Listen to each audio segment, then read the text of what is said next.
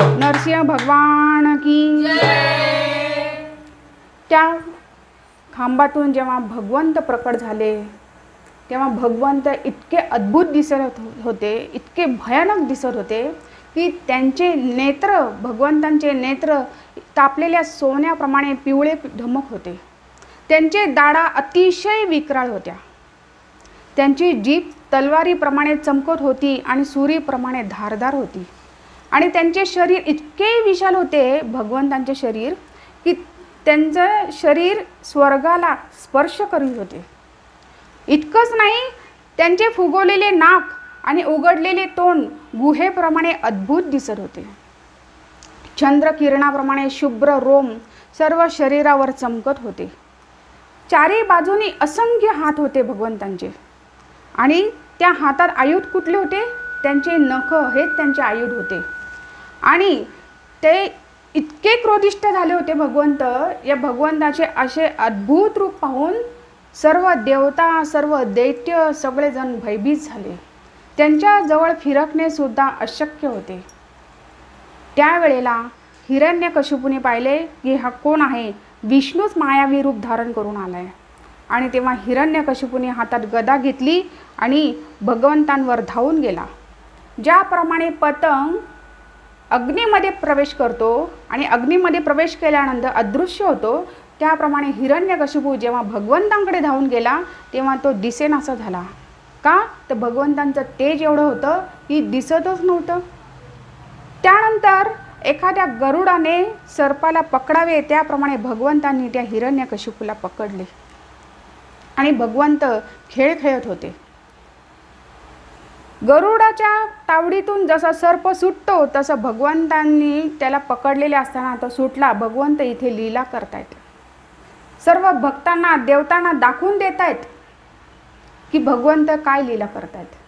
आणि त्यानंतर सर्पांनी उंदराला पकडावे त्याप्रमाणे भगवंतांनी त्या हिरण्यकशिपूला पकडले आणि त्याला घेऊन भगवंत दारामध्ये बसले आणि तो मोठमोठ्याने हसू लागला, मोठमोठ्याने हसू लागला। तो म्हणाला, मला कोणी मारू शकत नाही, मला वरदान मिळाले, मला ब्रह्माजींनी वरदान दिले। भगवंत क्रोधिष्ठ झाले। भगवंतांनी इतका क्रोध केला, कुठल्याही अवतारात भगवंत एवढे क्रोधिष्ठ झाले नव्हते। या अवतारात भगवंत अतिशय क्रोधिष्ठ झाले होते आणि त्यांचा क्रोध पाहून सर्व देवता भयभीत झाले। भगवंत म्हणाले, बोल, कुठलं वरदान दिलं होतं तुला? बोल पटकन। तेव्हा तो इतका मोठमोठ्याने हसत होता। तो म्हणाला, मला कोणी मारू शकत नाही, मला वरदानच दिले। तो म्हणाला की माझा मृत्यू आत आणि बाहेर होऊच शकत नाही। तर भगवंत म्हणाले, आता आतही नाही आहे, बाहेरही नाही, आपण दरवाजामध्ये आहोत, आता उंबऱ्यावर आहोत, बोल लवकर, तुला काय वरदान दिले?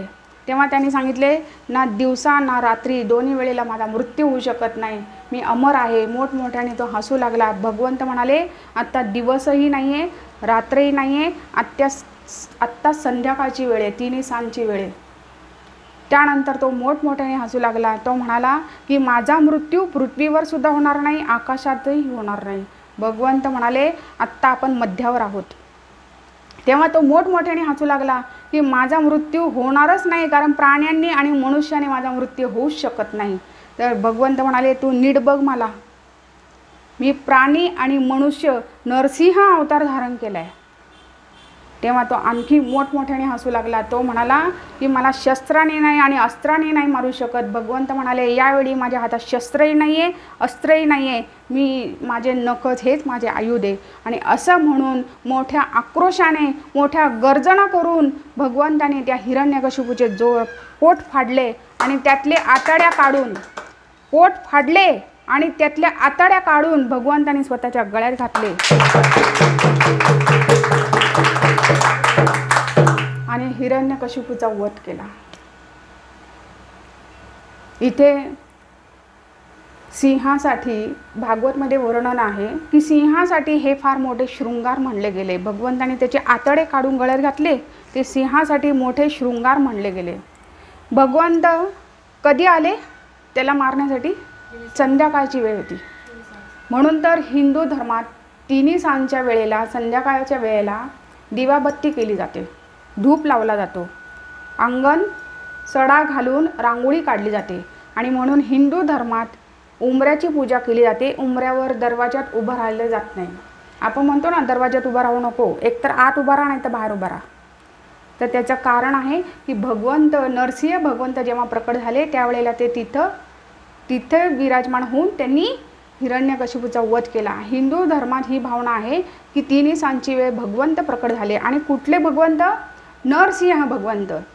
आणि त्या भगवंतांनी प्रकट होण्याचे कारण काय? की भगवंतांनी दाखवून दिले की माझा भक्त जर संकटात असेल तर त्यावेळी मी कुठलाही रूप धारण करून येईल, पण माझ्या भक्ताला कधीही संकटात टाकू देणार नाही. माझ्या भक्ताचे संकट मी पाहू शकत नाही. बोला राधे राधे. सिंह हा जंगलाचा राजा आहे. सिंह हा जंगलाचा राजा आहे. तर सिंहाचा राज्याभिषेक होतो का? आणि राजतिलक होतो का? त्याचा प्रचार होतो का की मला राजा व्हायचे म्हणून प्रचार होतो का? नाही. राजा हे गुणाने आणि स्वभावाने होते. कारण जो सिंह आहे तो स्वाभाविक आणि त्याचे गुणच तसे, म्हणून तो राजा आहे.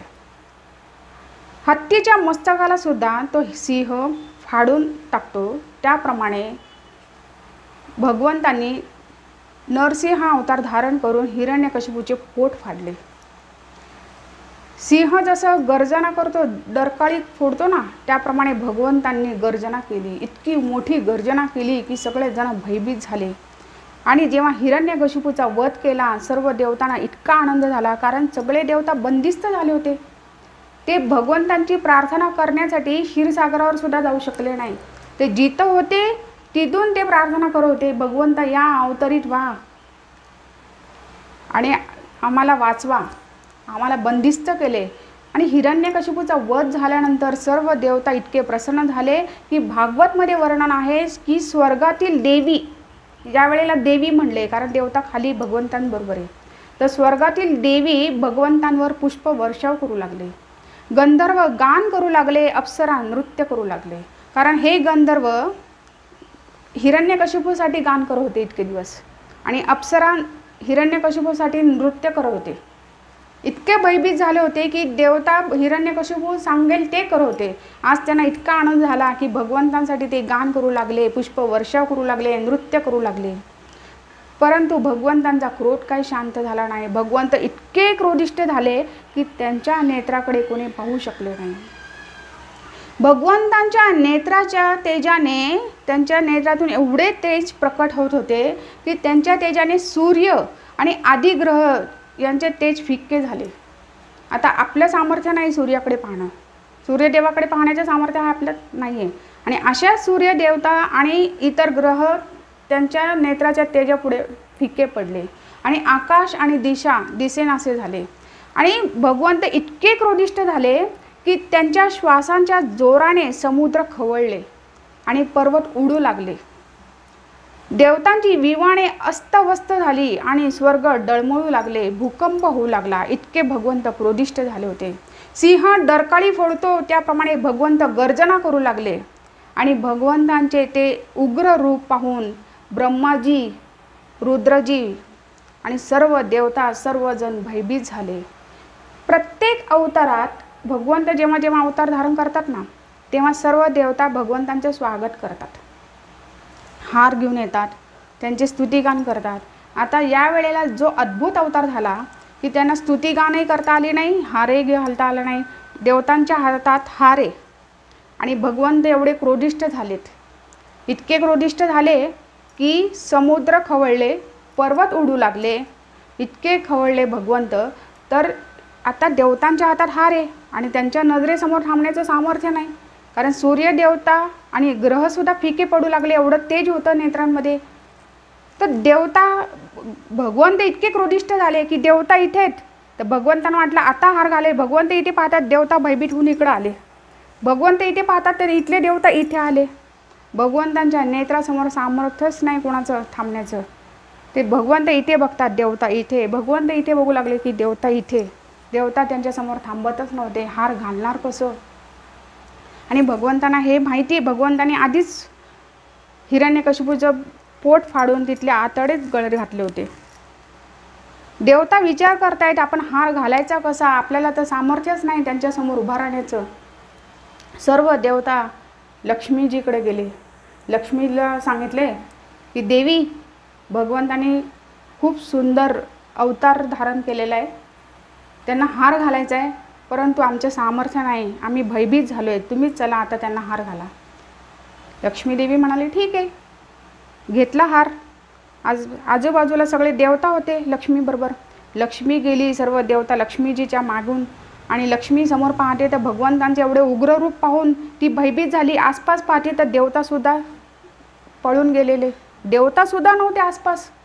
त्यानंतर लक्ष्मीसुद्धा तिकडे पळून गेली देवतांकडे, कारण असं इतके उग्र रूप लक्ष्मीने सुद्धा पाहिले नाही. लक्ष्मीसुद्धा भयभीत झाली आपल्या पतीला, आपल्या पतीचे असे उग्र रूप धारण केलेले पाहून. ती सुद्धा हार घालू शकली नाही. भगवंत असे आहेत ना की भगवंत वज्रापेक्षाही कठोर आहेत आणि फुलापेक्षाही कोमल आहेत भगवंत. गोपिका म्हणतात, चलसियत व्रजाचारयन् पशू नलिन सुंदरम नाथ ते पदम. तर गोपिका काय म्हणाल्या की गोपिका म्हणायचे श्रीकृष्ण भगवंतांचे चरण कमल इतके कोमल आहेत की ते जेव्हा गोमातेला घेऊन जायचे ना, तर गोपिकांना वाटायचे की भगवंतांच्या चरणाला जर काटा टोचला तर भगवंतांना किती यातना होत असेल. या विचाराने गोपिका दुःखी होत होते. श्रीकृष्ण भगवंत इतके कोमल आहेत. प्रभू श्रीरामजी सुद्धा दोघं एकच आहे. प्रभू श्रीरामजी जेव्हा धनुष्य भंग करण्यासाठी उभे राहिले, सर्वजण चिंता करू लागले की प्रभू श्रीरामजी इतके कोमल आहेत, ते धनुष्य उचलू शकतील का. सगळेजण चिंता करत होते. समुद्र मंथन झाले ना, तर समुद्र मंथनातून जेव्हा लक्ष्मी प्रकट झाली आणि तेव्हा ती सगळ्यांचे दोष पाहत पाहत जेव्हा भगवंतांच्या गळ्यात तिने हार घातला आणि त्यानंतर ती वैकुंठात गेली. आणि वैकुंठात गेल्यानंतर जेव्हा तिने भगवंतांचे चरण सेवा करत होती, चरण चेपत होती, तेव्हा लक्ष्मी म्हणाली, प्रभू आपले चरण इतके कोमल आहेत, कमळापेक्षाही, कमळाच्या पानांपेक्षाही कोमल आहे आपले चरण, कसे काय आपण युद्ध करत असेल. तर भगवंत म्हणाले की वेळ येईल तेव्हा सांगेल. आणि भगवंताने दाखवून दिले. तर भगवंतांचे हे उग्र रूप जे आहे ते लक्ष्मीने पहिल्यांदा पाहिले. आणि तेव्हा भगवंतांना शांत करण्यासाठी आणि सर्व देवता स्तुती गान करू लागले. भगवंत एवढे क्रोधिष्ठ झाले होते की माझ्या भक्तावर संकट आले म्हणून भगवंत एक वेळेस आहे ना, प्रल्हादजींच्या ऐवजी दुसरे कोणी असतं ना तर भगवंतांनी एवढा क्रोध केला नसता. परंतु भगवंत क्रोधिष्ठ काय झाले, माझ्या भक्तावर संकट आलं. भगवंतांनी दाखवून दिलं की माझ्या भक्तावर संकट आले तर मी कुठलेही रूप धारण करून येऊ शकतो, परंतु अट ही आहे की माझा भक्त अनन्य भक्ती करणारा पाहिजे, दुसरी निष्काम भक्ती करणारा पाहिजे, तिसरी सातत्य भक्ती करणारा पाहिजे. सातत्यता, अनन्यता आणि निष्कामता हे ज्यांनी केले भगवंत त्याच्यावर अतिशय प्रसन्न होतात. भगवंतांनी दाखवून दिले मी माझ्या भक्तासाठी काहीही करू शकतो. बोला राधे राधे. त्यानंतर सर्वजण ब्रह्माजी, श्रीरुद्र, इंद्रदेव, ऋषीमुनी, पितर, सिद्ध, विद्याधर, नाग, मनु, प्रजापती, गंधर्व, चारण, यक्ष, किन्पुरुष, वैतालिक आणि किन्नर हे सगळेजण भगवंतांचे स्तुतिगान करत होते. म्हणजे किती इंद्रदेव म्हणले तर किती देवता होते ह्याच्यात, किन्नर म्हणले की किती किन्नर, सर्वजण आले भगवंतांचे स्तुतिगान करू लागले. इतकंच नाही, भगवंतांचे पार्षदसुद्धा स्तुतिगान करू लागले. तरी देखील भगवंत इतके क्रोधिष्ठ होते की देवता प्रल्हादजींना म्हणाले की तुम्हाला भय कसे वाटत नाही, आम्ही सगळे भयभीत झालो परंतु तुम्ही भयभीत झालेले दिसत नाही. तेव्हा प्रल्हादजी महाराज म्हणाले तुम्ही नेत्राकडे पाहता, मी चरणाकडे पाहतो. बोला राधे राधे. म्हणजे भगवंतांच्या चरणाकडे पाहिल्याने ते काय म्हणाले की तुम्ही नेत्राकडे पाहता, मी चरणाकडे पाहतो. त्यानंतर सर्वजण म्हणाले प्रल्हादजी महाराजांना की भगवंतांना आता तुम्ही शांत करू शकतात, आमच्यामध्ये सामर्थ्य नाही. कारण बघा ब्रह्माजी, महादेवजी सुद्धा भयभीत झाले, ते सुद्धा स्तुतिगान करून शांत करू शकले नाही भगवंतांना. ते म्हणाले प्रल्हादजींना, तुम्हीच आता भगवंतांना शांत करा. आणि त्यावेळेला प्रल्हादजी महाराज स्तुतिगान करू लागले. प्रल्हादजी महाराजांनी स्तुतिगान केली आणि त्यावेळेला भगवंतांनी त्या प्रल्हादजी महाराज जे छोटेसे बालक होते त्या बालकाला मांडीवर घेतले आणि त्याला प्रेम करू लागले. बोला राधे राधे. राधे राधे. त्यानंतर भगवंत जेव्हा त्याला लाड करत होते तेव्हा प्रल्हादजी महाराज म्हणाले की हे भगवंता, मला वरदान जर द्यायचं असेल तर माझ्यामध्ये कामनाचे बीजसुद्धा अंकुरित होऊ नये हेच मला द्या. मला बाकी काही नको. मला माझ्या मनामध्ये कामना निर्माण होऊच नये हेच मला वरदान द्या. कामनाच निर्माण नाही तर कामनाचे बीजसुद्धा निर्माण होता कामा नये. किती सुंदर मागितले प्रल्हादजी महाराजांनी. हे आपण सुद्धा हेच मागितलं पाहिजे की हे प्रभू, मला वरदान द्यायचंच असेल तर माझ्या मनामध्ये कुठलीही कामना निर्माण होऊ नये हेच मला वरदान द्या. बोला राधे राधे. राधे राधे. आता भगवंत भक्ताला काय देतात? भगवंत म्हणाले प्रल्हादजींना की 1 मन्वंतर तुम्ही राज्य करेल. 1 मन्वंतर म्हणजे 71 चतुर्युग. 71 चतुर्युग एवढं प्रल्हादजी महाराजांनी राज्य केले. इतकंच नाही, भगवंत म्हणाले की 21 पिढ्यांचा उद्धार होईल. आणि भगवंत ब्रह्माजींना म्हणाले की असुरांना असा वर देऊ नका. जर असा वर देणे म्हणजे सापाला विष पाजण्यासारखे. त्यानंतर एक लक्षात घेतले पाहिजे की भगवंत अवतरित होतात असुरांना मारण्यासाठी नाही तर भक्तांचं रक्षण करण्यासाठी भगवंत अवतरित होतात. इथे भगवंत अवतरित झाले. प्रल्हादजी महाराजांना दर्शन देण्यासाठी भगवंत अवतरित झाले. भगवंत अवतरित झाले की प्रल्हादजींचे विधान सत्य करण्यासाठी भगवंत अवतरित झाले. सहसा नरसिंह भगवंतांची भक्ती भयाने केली जाते, प्रेमाने नाही केली जात. कारण भगवंतांचं इतकं उग्र अवतार आहे नरसिंह भगवंतांचं. आणि जेव्हा आपण आपल्याकडे विघ्न येतो तेव्हाच नरसिंह भगवंतांचे स्मरण होते. तर सहसा भगवंतांवर प्रेम झालं पाहिजे. तर शक्यतो आता इथे जेव्हा आपल्याला विघ्न येतं तेव्हाच भगवंतांचे स्मरण होतं. आता संसारातले छोटे छोटे विघ्न श्री गणेशजी नष्ट करतात. श्री गणेशजी संसारातले छोटे छोटे विघ्न नष्ट करतात.